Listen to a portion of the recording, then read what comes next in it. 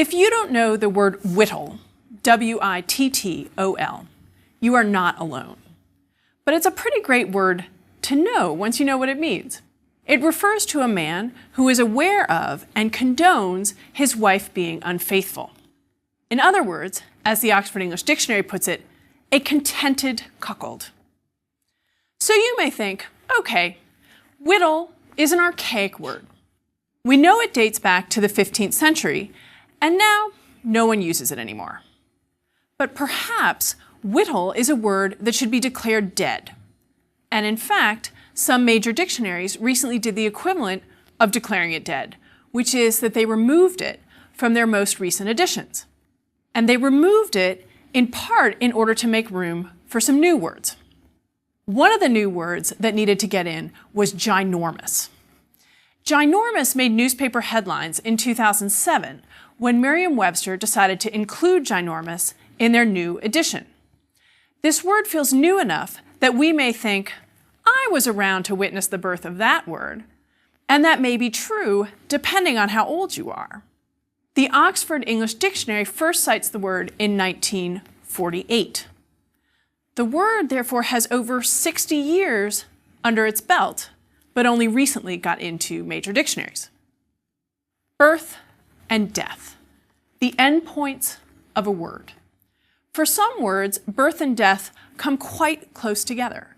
For example, the word aerodrome lasted only about 100 years. It was created at the beginning of the 20th century for a balloon hangar or a small airfield. And then it got removed from many major dictionaries near the end of the 20th century. For other words, like the word heart, birth was thousands and thousands of years ago, and death nowhere on the horizon. Now, at the end of the last lecture, I left you with two questions. How does a word get born? And when does a word die? I now want to add two more questions about a word's life in between birth and death. First, what counts as a word anyway? In the last lecture, as I mentioned, I said that the prefix E won Word of the Year in the 1990s. And your reaction to that, which would be fair enough, is E a word? We'll talk about that in this lecture. The second question I want to add is, how do we all agree on what a word means?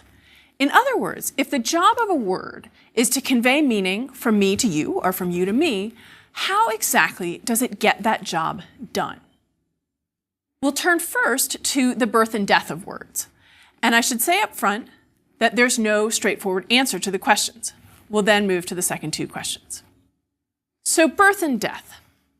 Hard to answer, but it doesn't mean that I can't begin to answer these questions about when words are born and when they die.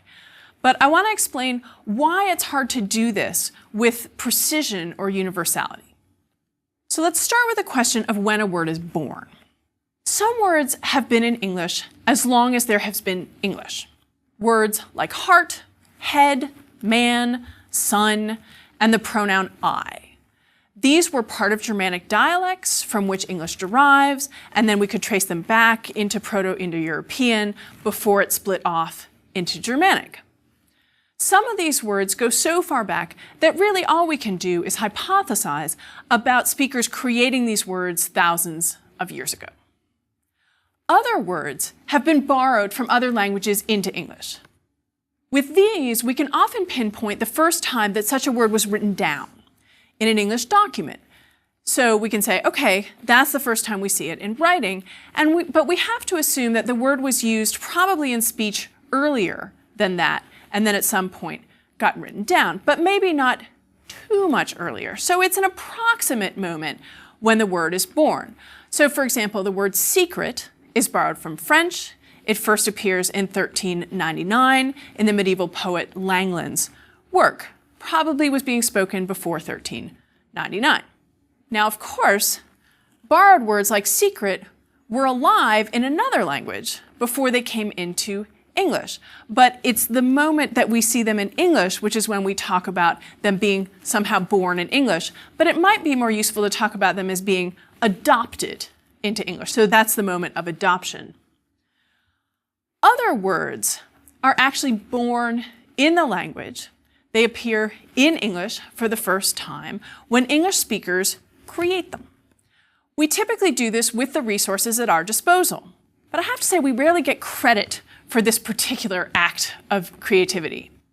We could say that words are born at the moment when we do something like take a prefix and attach it to another word.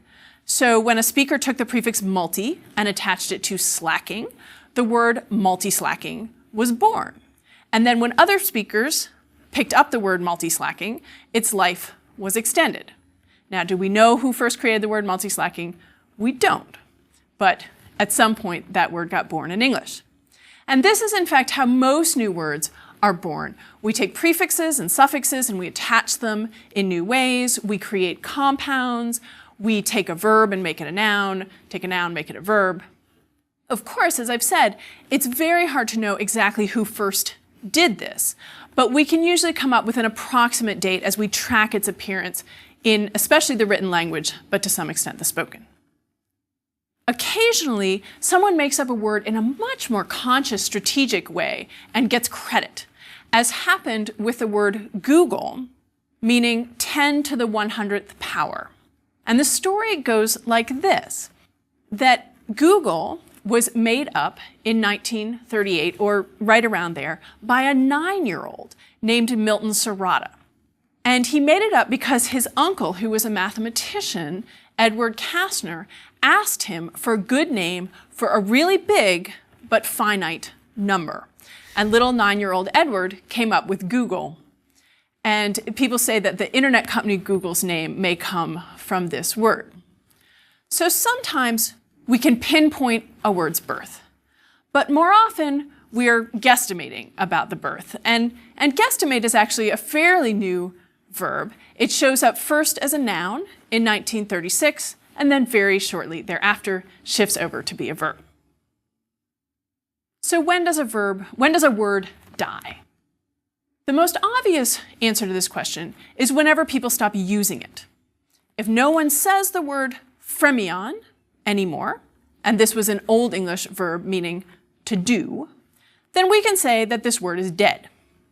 If no one says "whittle," and almost no one knows what it means, then it's probably also dead.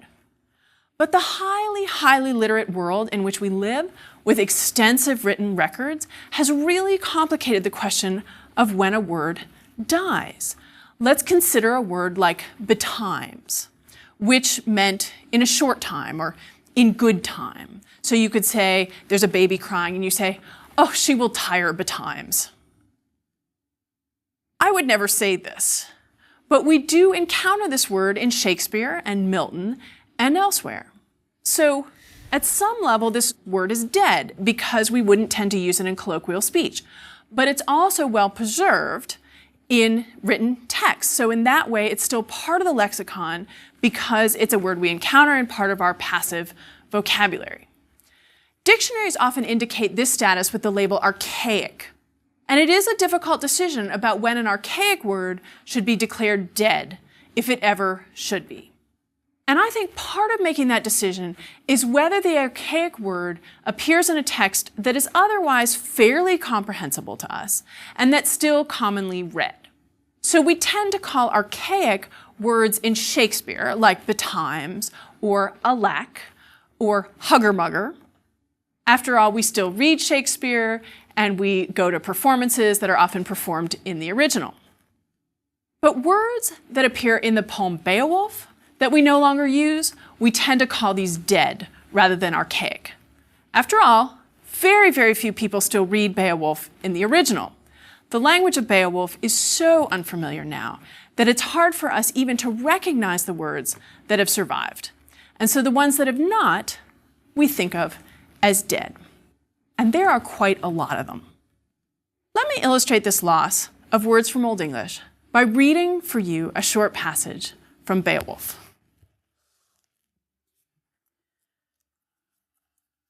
So this passage comes at a moment when Grendel, who here is referred to as an Eilaka, a monster, he has come to the hall and he is attacking the warriors in the hall.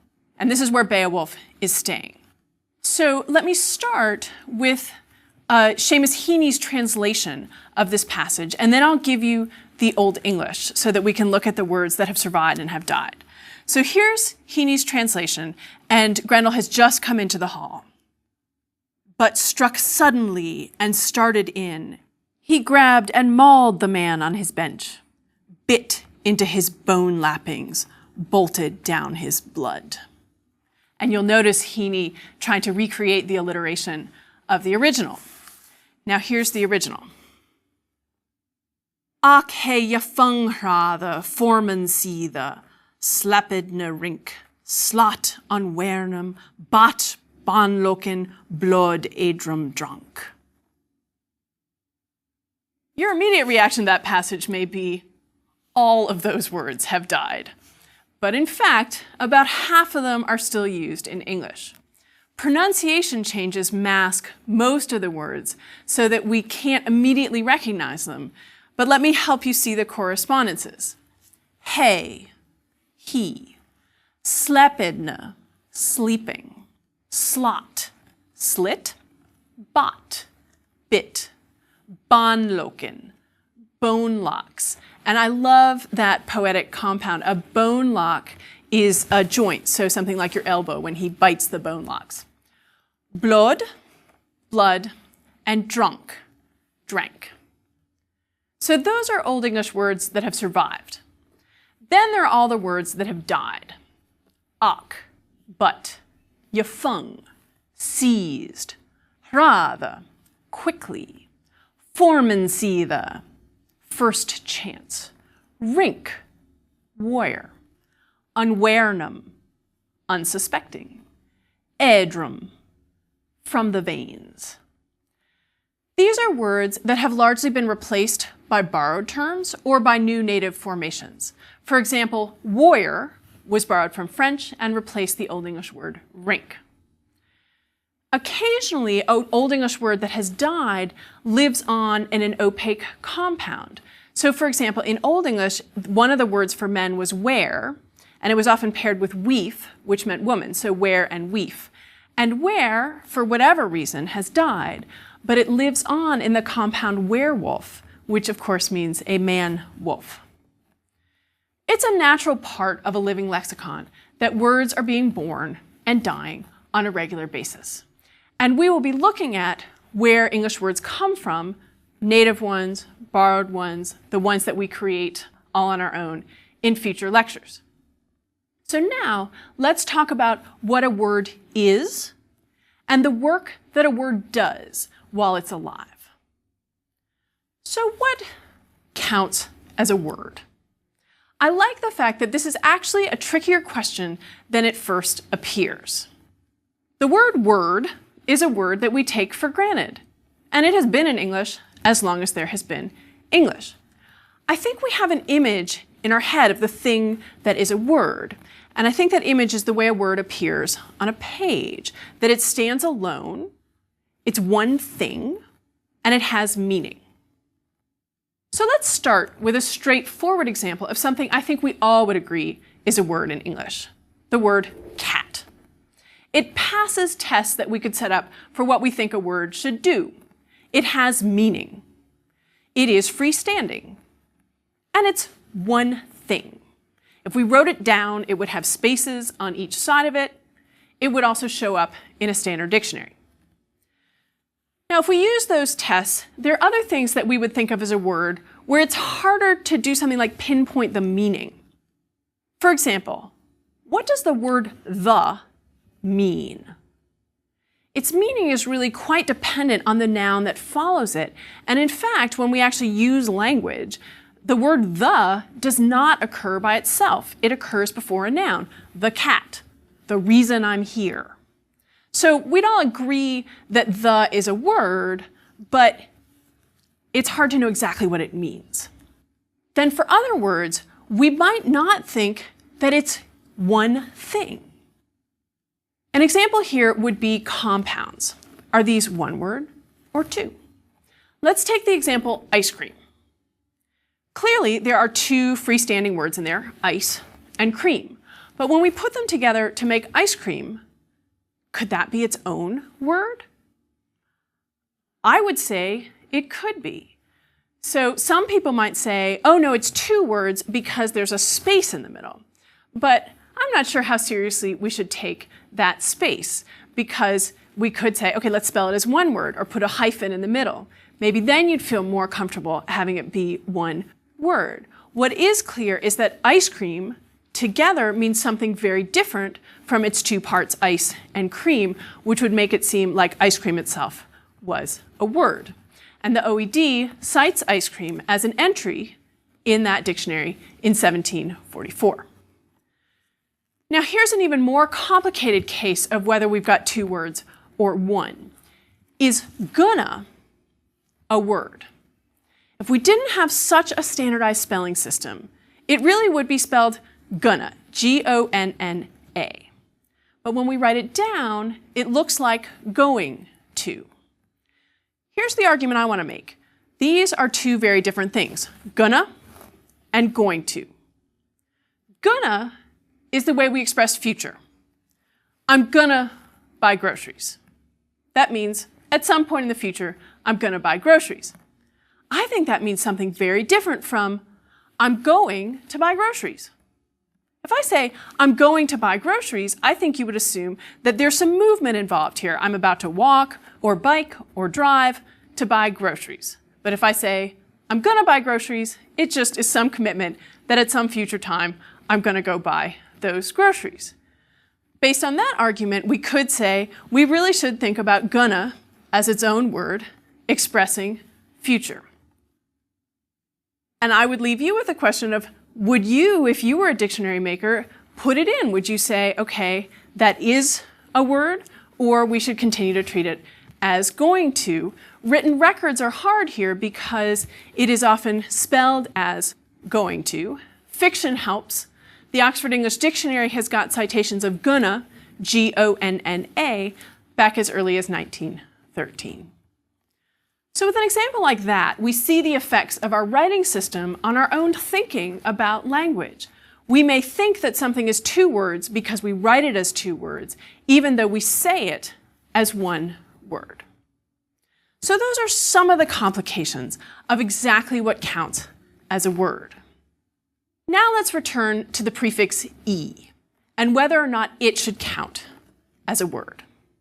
You may be thinking at this point, well, she'll count anything as a word. But this one, I would say, most linguists would not call E a word because it is not freestanding. And words really need to be freestanding. Linguists would call a prefix like E a morpheme.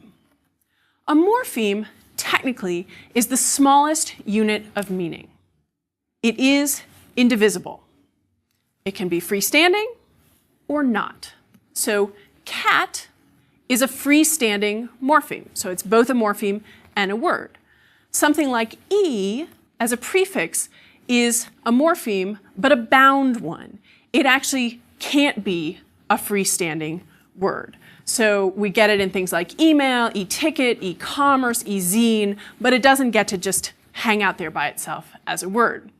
You can tell from my description there that when we're doing the Word of the Year vote, the title is approximate.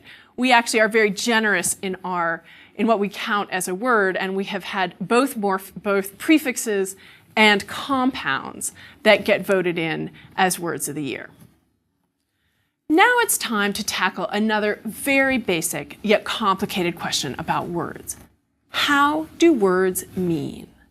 How do we all come to shared understandings of words? While this may seem obvious at first, it is far from obvious, and it moves us pretty quickly into philosophical territory. The field of semantics, the study of meaning, and the fields of philosophy are actually pretty close together. They're quite interrelated. And I'm only going to dip in briefly here, but this is an interesting question to address. So how do words mean? Let's return to the word cat. What is truly remarkable about this is that somehow you and I have come to a mutual understanding of the concept of cat without ever having discussed it, such that we can be having this conversation about cats at all. Now, when you and I learned the word cat, we were encountering very different cats. I was encountering the cat Lucy, who was in my house. I was encountering the neighbor's cats. I was encountering cats in storybooks. You were encountering different cats. And yet somehow, you and I have come up with a shared concept of catness. And you'll notice that by saying catness, I'm suggesting that the meaning of cat is really more of a concept than a thing. Of course, I can use the word cat to point to a cat and say, oh, look, a cat. But often we're talking about cat as a category of things. Now, one way to think about the concept of cat is to think that what we've developed, each of us has developed, is a prototype at the core of the category cat. Now, a prototype would be a good example or the best example of something. So your and my prototype for cat probably has 4 legs and fur and probably pointy little ears and whiskers, maybe a long tail. I don't know what color your cat is. My cat is kind of tabby, but we share this prototype. We can then use that prototype to organize the category. It allows us to recognize that a tailless cat or a hairless cat is still a cat because it shares so many features of catness with other cats, even though it's not prototypical. So I think prototypes gives us a really helpful way to think about how a word means. It lets cat refer to this concept or category rather than a concrete thing. Now, we learned cat when we were children, and we learned it by listening to adults talk about cats or refer to cats. We saw cats, we saw pictures of cats. We also learned the meaning of, say, love by listening to the way that adults were using the word. Child language acquisition is a truly amazing thing. Children are figuring out all of this about how words mean long before they can actually say all of these words. They're looking for patterns in what they hear, and they're figuring out what all those words refer to. So what they can't do is hear the word cat and infer anything about the meaning of the word cat from what it sounds like. They can't do that with love either. In other words, the sounds of the words don't help that child understand what it means. And this is a fundamental point about words, the arbitrary relationship between the word form and its meaning. What it means is that meaning is conventional. It's something that we agree upon as a speech community.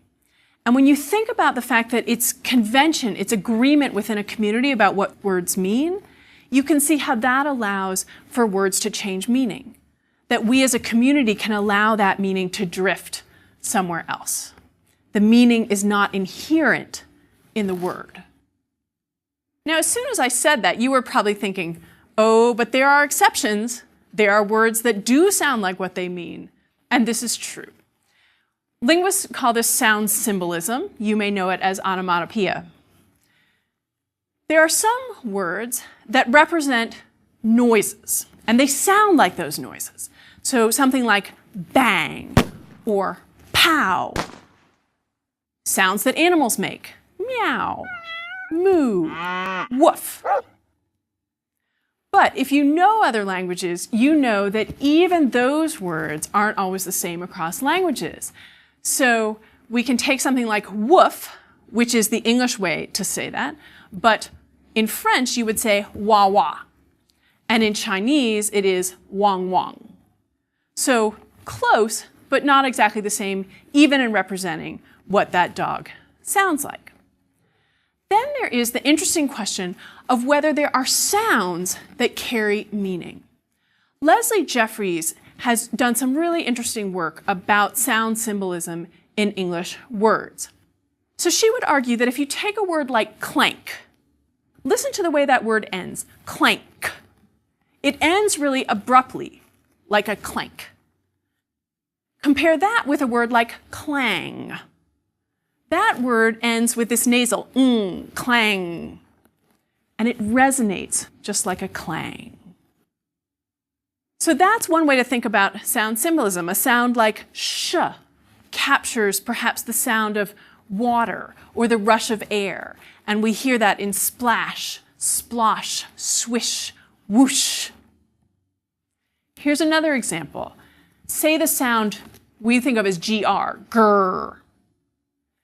This sort of sounds like a growl, and it shows up in words that sound kind of growly, like growl itself, grumble, grouch, grouse. Here's another one. What does fl mean? FL. Fly, flit, flicker, flip, flap, flirt, fling. It seems to often refer to a careless, uncontrolled movement. But be careful, because of course there are exceptions. If fl means something careless, uncontrolled, but we get words like flat or flab, which aren't about that kind of careless motion. I also want to note here that the word flirt has changed meaning over time. That flirt originally referred to a kind of flitting, a movement from one to the other. And it has over time come to refer to what we think of as a kind of behavior in a romantic encounter, a way of talking, a way of acting. So you see that conventional meaning shifting over time. Here's potentially another sound symbolism, sl. These words tend to be really negative. Slime, slither, slug, sloppy, sleazy, slobber, slop, slog. I'm sure you could go on with these negative words. But again, I want to point out that there are exceptions. There are some really nice words that start with sl, like slim or slender or sleep. English has fairly limited sound symbolism. In other words, we can certainly find some of these pairings where we can look at a sound and say, oh, a lot of words with that sound mean a particular thing. There are other languages that have richer sound symbolism systems. But I do want to note that even in English, when you find those sound symbolism patterns, do be careful because you will almost always find exceptions. In this lecture, we've talked about the lifespan of a word, what a word is, and how it means. As you've seen, even defining the word word is harder than it seems. And this is true of almost any word once you step back and look at it, that defining what words mean is tricky business. And it's what makes a course like this so interesting. And with the word word, we didn't even get into the use of word as a verb, like, I'm not sure how I want to word that, or as an exclamation, a kind of a way to show agreement, like, word. So in this course, we'll be talking about words, from word to many words beyond it, and how they've changed over time. We'll talk about the morphemes that make up words. In other words, those little meaningful parts that together make up words. And then we'll also talk about idiomatic phrases that words constitute, that when we take words and put them together, they can become these phrases that have meanings on their own. So if you take a phrase like lay an egg, we know that this often is not about eggs at all. And so I want to talk about with you how phrases also carry meaning in much the way that we would think about words carrying meaning. When we do a course like this, we really benefit from having a pretty generous, encompassing definition of what counts as a word and what is interesting to think about in terms of where words come from. Now, at various points in this lecture, I have mentioned dictionaries. I've talked about when they decide to include or remove a word. Now, here's an important question. Who is the they in a sentence like when they decide to include or remove a word?